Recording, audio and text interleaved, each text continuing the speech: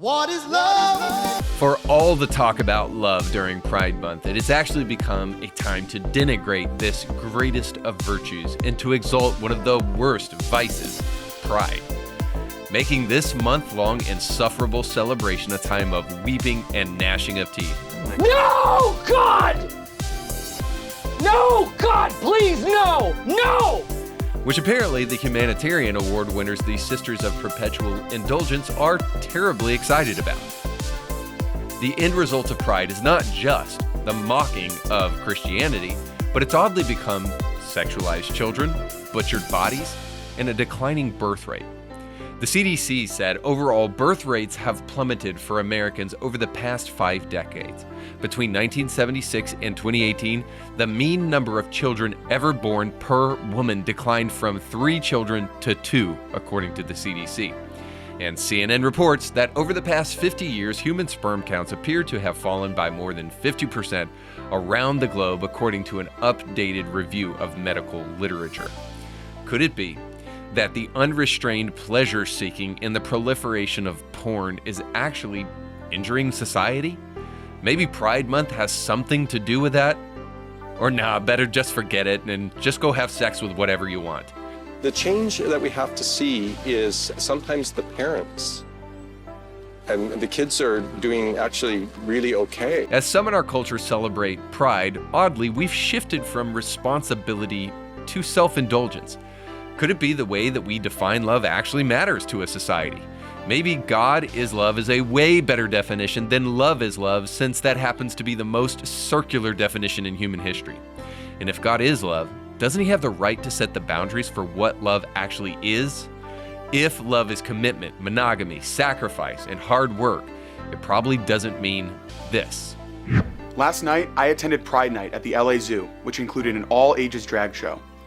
This event sold tickets not only to children, but to infants under the age of 2 years old, and featured performers who show themselves online in bondage, stripping, in kink, smoking drugs, and holding bloody, decapitated heads. Maybe Pride Month can be good after all, only insofar as it can help us go back to the basics to define what love really is. And we'll do that and more today on Indie Thinker.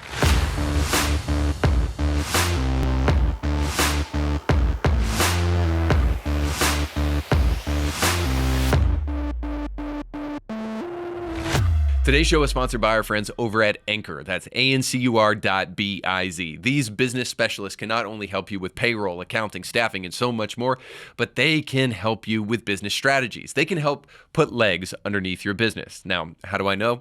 Well, actually, we use them here at Indie Thinker to do our accounting and our payroll for us. And they do a phenomenal job. More importantly, if we're really going to be serious about defining words that actually mean something, maybe we can get back to like customer service. I know, wild concept. You're used to people grunting at you as you come through the door of Walmart, or maybe getting your order wrong at Burger King and just moving along because you realize it's not worth your time to go back so that they can screw it up again.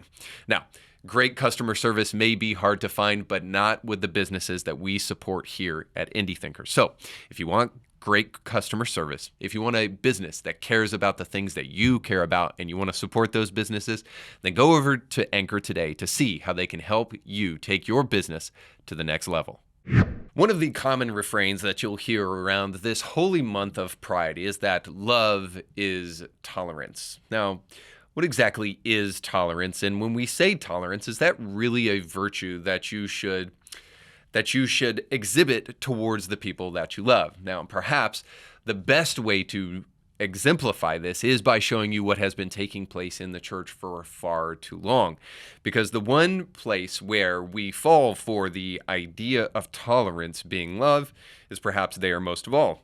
For the longest time, the left has used tolerance as a tool to try to twist the arm of people who disagree with them and to tell them, well, if you don't agree with everything that I do, or at least stand back and celebrate why I do it, then it is because you are intolerant and you are a bigot.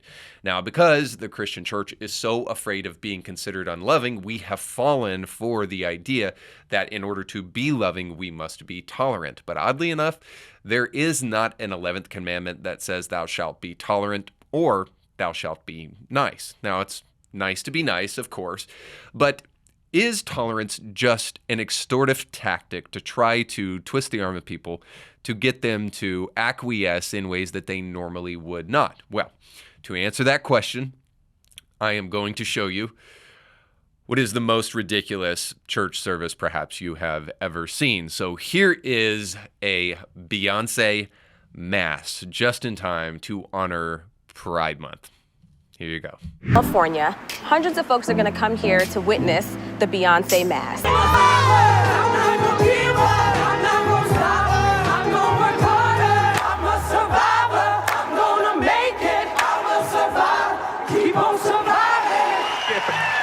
Yo, I'm out of breath because we sing Beyonce in church. Holy cow. What can you tell me about the progressive nature of Grace Cathedral? I think a lot of the people who show up tonight are people of color, LGBT people, people on whom other people's narratives have been projected.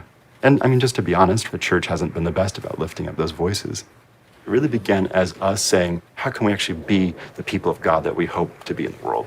And Beyonce is the perfect passage to get that message out there. Honestly, I think Beyonce is a better theologian than many of the pastors and priests in our church today. All right, well, there you go. We have come full circle from the martyrdom of Peter being crucified upside down, the beheading of Paul, to the Beyonce Mass, the way to truly show your Christian fidelity. First off, just a statement that's kind of off the cuff here. That is the whitest Beyonce kind of rendition I think I've ever seen in my life. That is the cringiest cringe of cringe that I think I've ever seen. So congratulations on that one, church. At least you could do Beyonce better. So let's just put everything you own in a box to the left and just get as far away from that as possible. But the reason we really need to get away from it is not because it is so cringingly, awkwardly, awful, and detestably bad, but it is because it actually is vomitous in the mouth of God. Now, obviously, I'm being a little tongue-in-cheek here, but sincerely, that Beyonce is a better theologian than many of our modern-day pastors. This idea that the church has diminished voices of color and LGBTQ, listen, maybe you think that because you are looking to the patron saint Beyonce rather than to look to the patron saint Paul or Peter or that whole, the Jesus guy. Maybe if you looked at that, you might actually find what the church really stands for. So this pastor says that the church has not been good at lifting up other people's voices. Well, there we are agreed, my friend, but the prescription here is going to be drastically different because I think that prescribing Beyonce's voice in church probably isn't as good as the voice of God. So isn't that the voice that we're supposed to be lifting up at the end of the day? I find it odd that these pastors are always willing to talk about marginalization, but they never want to talk about scriptural truth.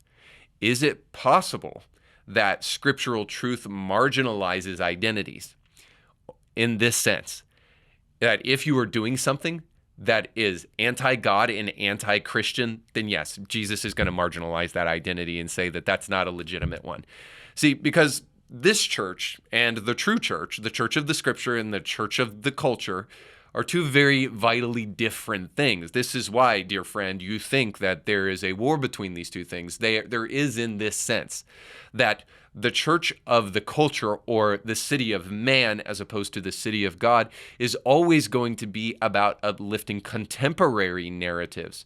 And the church of God, the city of God, is always going to be about uplifting timeless truths, regardless of what people feel about it in contemporary society.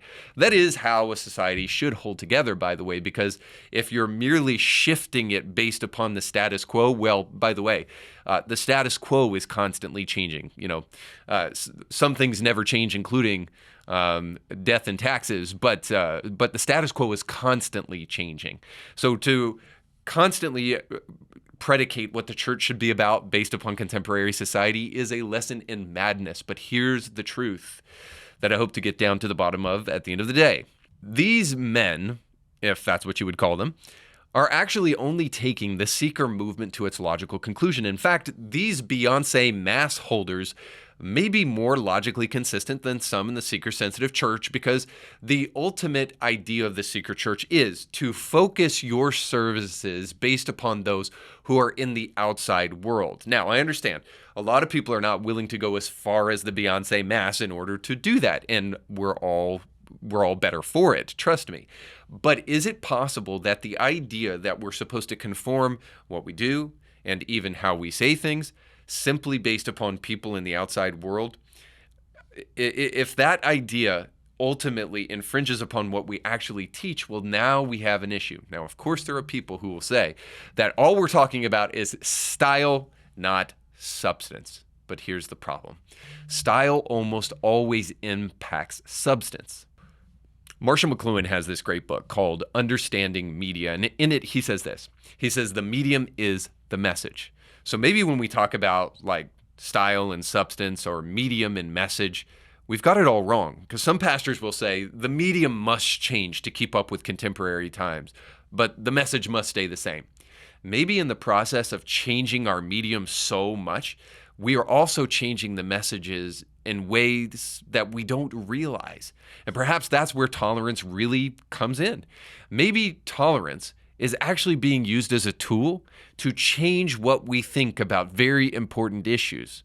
Now tolerance means something like the ability to change how you approach an issue so that we can slowly but surely change the way you think about it. I mean, I grew up in the 90s, and back then, in 96, we were signing into law things like the Defense of Marriage Act, where Bill Clinton was saying, hey, marriage is between a man and a woman. 3 years later, he was basically codifying Pride Month in 1999 to be something that we celebrate in the month of June every single month. And then in 2015, Obergefell slowly but surely federalized marriage. And then in 2022, by our illustrious President Joe Biden, we find that now DOMA has been totally overturned. So it took about just a little over 20 years for what we think about this issue to radically and drastically change. Now, how did this happen? I can't help but wonder if Orwellian newspeak that tries to tell you that tolerance means love is really the way in which we have started to shift what we think about this actual issue. And by the way, if you don't know, newspeak is a purposeful attempt in the book 1984 to limit the range of thought to control people. See, if you can change what they think about things and limit the way they think about them, you can get them to totally change what they think on issues, and you can change the culture as a result of it. One of the newspeak tactics is doublethink, and that's the capacity to accept two contradictory beliefs at the same time. Can we as Christians truly tolerate the pride agenda? In one way, we can tolerate it in that we can accept that it exists. In another way, and more fundamentally important way, we must never accept it as though it is normal. And by the way, that means making sure that in our churches, we are not uplifting the voice of the LGBTQ marginalized person, but we're uplifting the voice of Jesus and hearing what he has to say on it. If you truly want to do something radical, if you truly want to do something edgy and groundbreaking, it wouldn't be Beyonce Masses. It would be this. It would be actually standing up for truth, because by and large, the seeker-sensitive movement, the Christian evangelical church, has not been marginalizing people, has not been refusing to hear their voice, but they have been acquiescing to these voices for far too long in such a way that maybe we don't even know what the church we go to believes about the issue of homosexuality, because they haven't talked about it ever. So all I'm saying is this, is that this misnomer that the church is intolerant and judgmental and unloving is first of all not true, but second of all, not the goal. The goal is truly to love people, and that's not tolerance. Tolerance is putting up with behaviors that may be damaging to people. Now, in what world is that love? Only in a world where we think abuse of people and their bodies and gender mutilation is actually affirming and loving.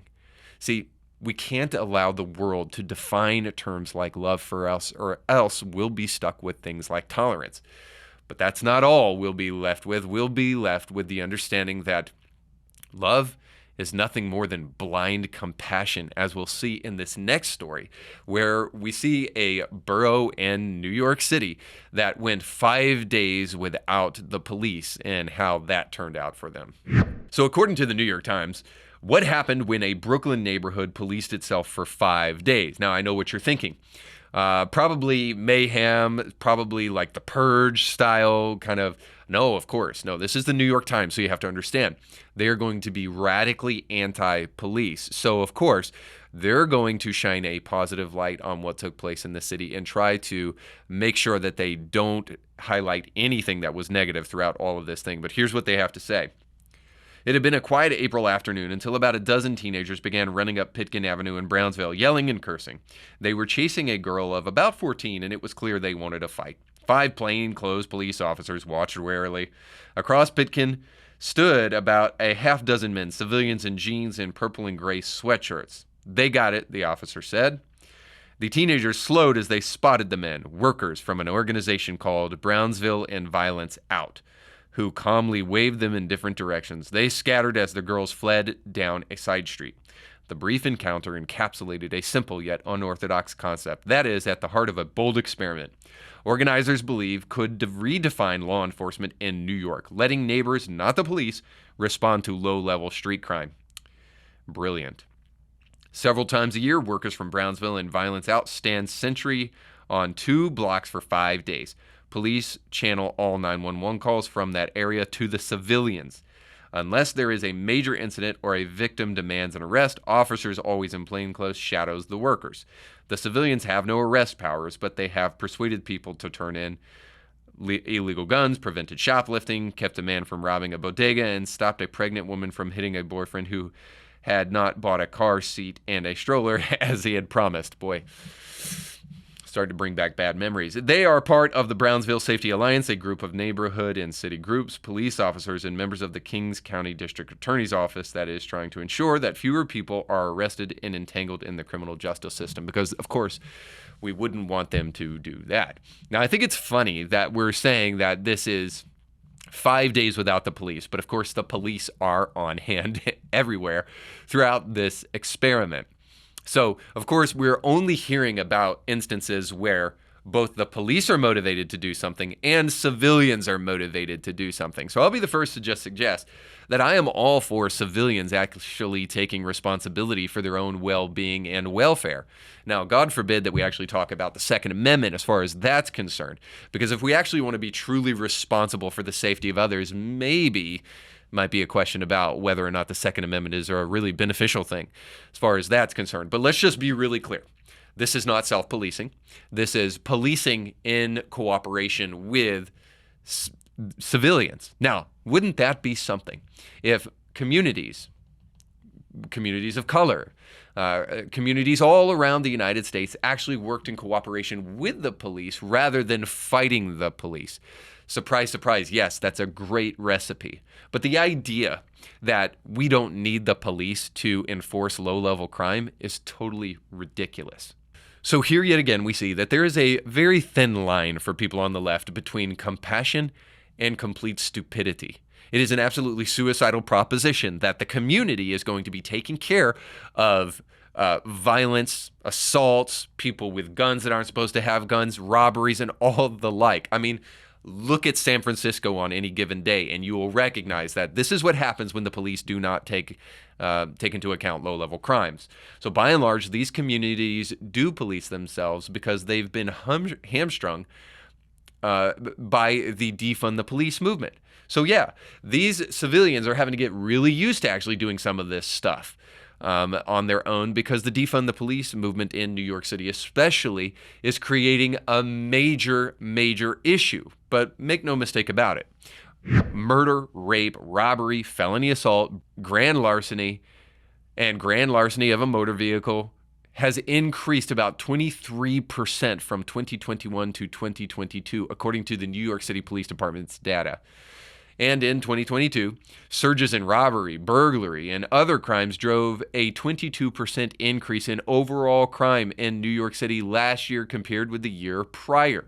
So that's from 2022 to 2023. So 2021 to 2022, there's an increase in 23% of those crimes that I just named. And then in those crimes that I just named, a 22% increase on top of that from 2022 to 2023. And that's according to the New York Times. So these people are absolutely ridiculous when they suggest that these communities can police themselves. Yes, they're having to do so because the police have been at least diminished or completely hamstrung by many of these communities that don't really want them there. But more importantly, even outside of the ridiculous notion that we don't need the police for low-level crimes, we just need the police for when people are murdered to come in after the fact, like Columbo, and investigate and find the real murderer.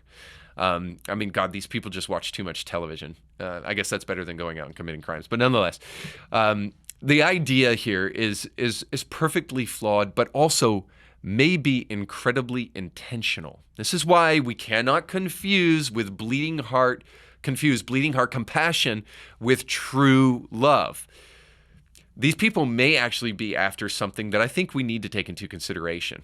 And this is the idea of wokeism writ large. I don't care what Merriam-Webster says wokeism is. It's not just this super sensitive lens towards social justice. What it actually is a desire to redefine words and redefine society upon a Marxist bent. So what these people want is to absolutely destroy the country. And there is one way to do that. That's when Marxist journalists go on diatribes and try to defund the police. When one of the few institutions in our society, and one of the few, I believe, real roles of government, which is to institute public protection agencies for its citizens, when you diminish those people and those roles, who is standing in the way of those who wish to absolutely destroy a society? Furthermore, if you don't want to get as conspiracy theory as Marxist in the New York Times or Marxist in political positions, at least know this, that the greatest way for especially a bleeding heart liberal to convince people that they are necessary is to create complete crisis. That is to undermine and destroy the structures that are all around us so that we become that much more needing of the government. So for those who are big government-minded people and don't realize that the bigger the government gets, the smaller the person gets, well, of course, if you show that things aren't working, then people will desperately throw out their brains in the garbage and their thinking capacity and cling to the government to come in and try to save them.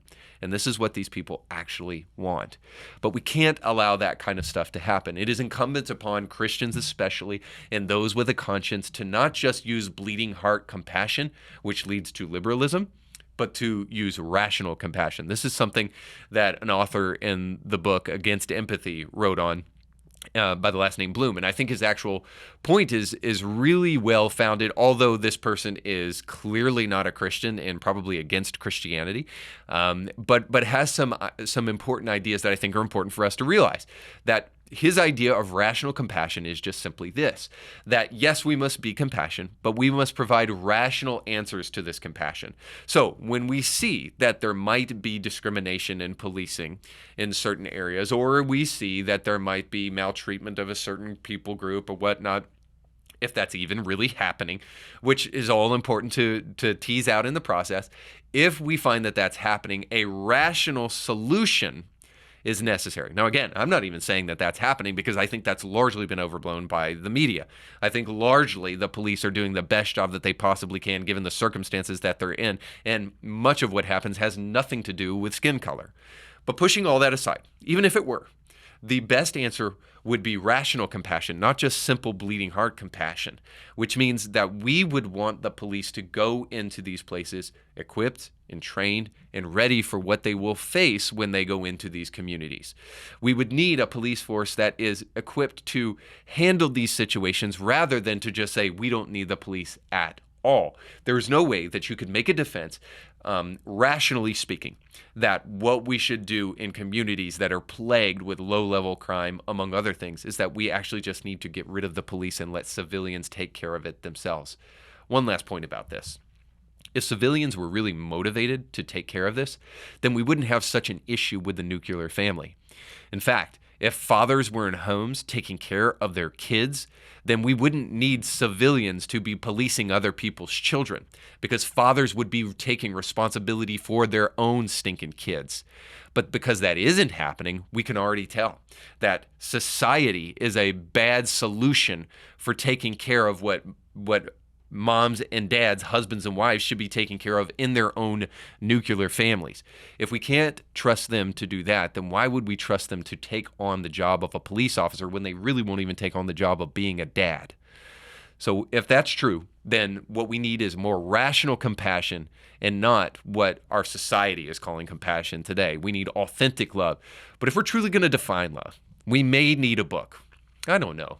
A book that really shows what love really is, and a book that says that, God is the best person to define that love since he's the one that created it. But if you're going to come to the conclusion that that book is the best place to find love, you just won't be able to do it with Democrats, because it's time for our final segment, Bible Study with Democrats.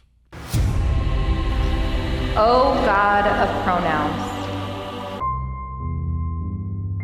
Now, in our final segment today, I don't really know if the individual is a Democrat. In fact, I tend to think that he is not. I tend to think that this is a well-meaning pastor that has unfortunately stumbled upon Democratic talking points and has allowed them to sink into his church. And through it all, hopefully, I will show you that love is not the kind of virtue signaling that we see in society today, but something vitally and vastly different than that. So here's a pastor at a local church who's had some people come by and vandalize his safe space signs for the trans community. So obviously those in the trans community have come out, destroyed the signs, but this pastor is pleading with people to recognize that his church is a safe space for trans people. So here's that. A couple weeks ago, some people came and tore down our signs and ripped them up. They're pretty difficult to rip up, and you can see it's hard, but you can bend them. They're coroplast. So we thought to ourselves, you know what? This probably isn't good enough. It moves in the wind, whatever. So we decided to put up some metal signs. Why? Because we want the entire community to know that they're safe here, including the LGBTQ community. But I want to say this to you. If you're somebody that tore down the signs or would have torn down the signs, that means you'd be safe here too. You'd be included. Maybe meet some people from this community that attend church here on a Sunday morning and talk with them face to face. You might find out it's really hard to hate up close. It's easy to do it in the middle of the night on a Saturday night, but you'd be welcome and loved here too, and you might just find out that you're worthy of love. So come hang out with us. Now, as good-natured as this guy is, and as simple as his request is, I think it's a little bit misguided, and here's why. He's borrowing the language of the left to communicate to the left, which may not be the worst tactic in the world, except he's technically wrong. See, a safe space is a place where your ideas are affirmed and celebrated and where you will never be threatened in your current way of thinking. And in that way, his church better not be a safe space.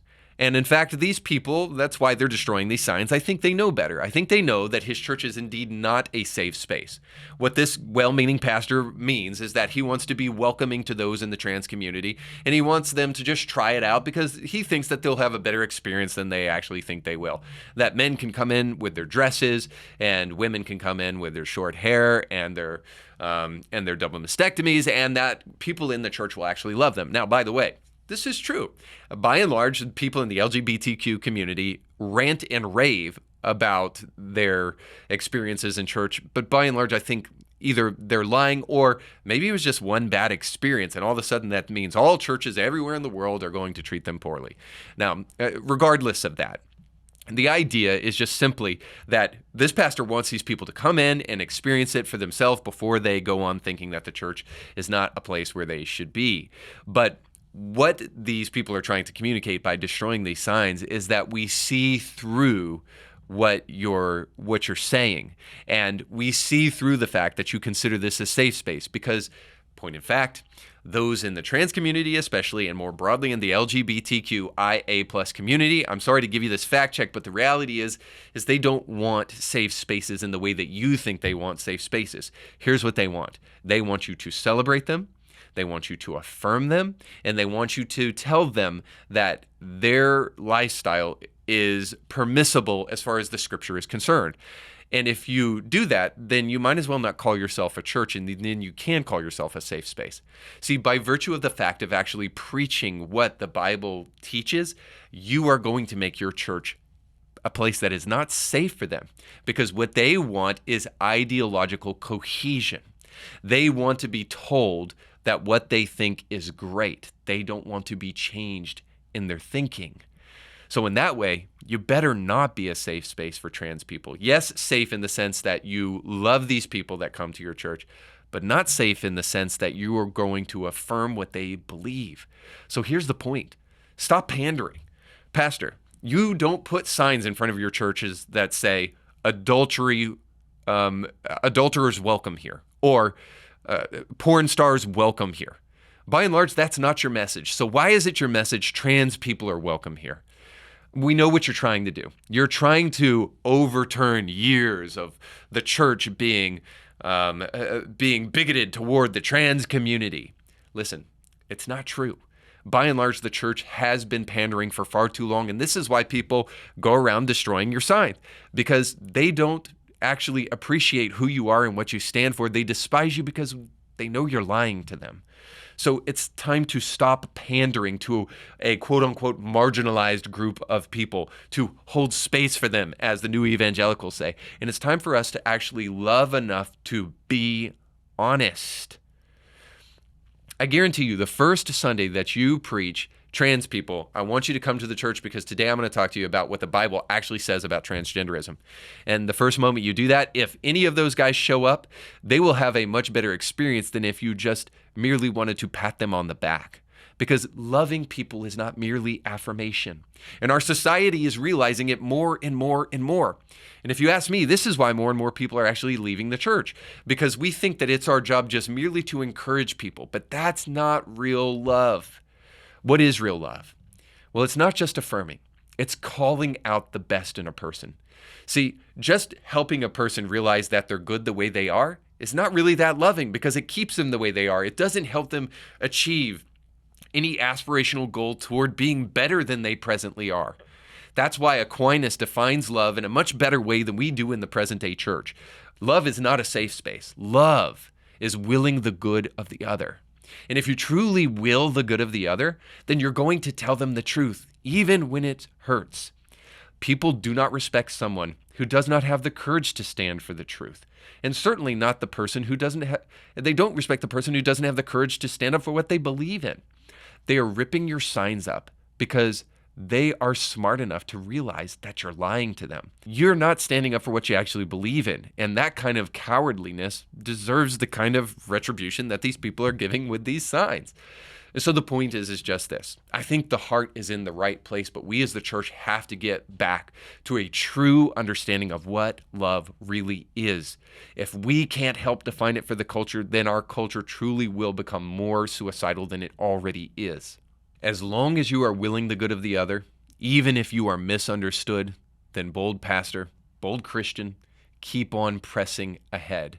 Because even if people resist you to your face because you're not telling them exactly what they want to hear, it's possible that they are listening to you. And in a culture where people are constantly hearing only echoes, it's time for the church to be a real voice of reason and clarity in the midst of the madness. And so, if we want to truly this month make a difference in this world, we could do so by really helping people understand that love is not love, but God is love. Thanks so much for watching. That's all the time we have for today. Don't forget to like, share, and subscribe, and to go with God.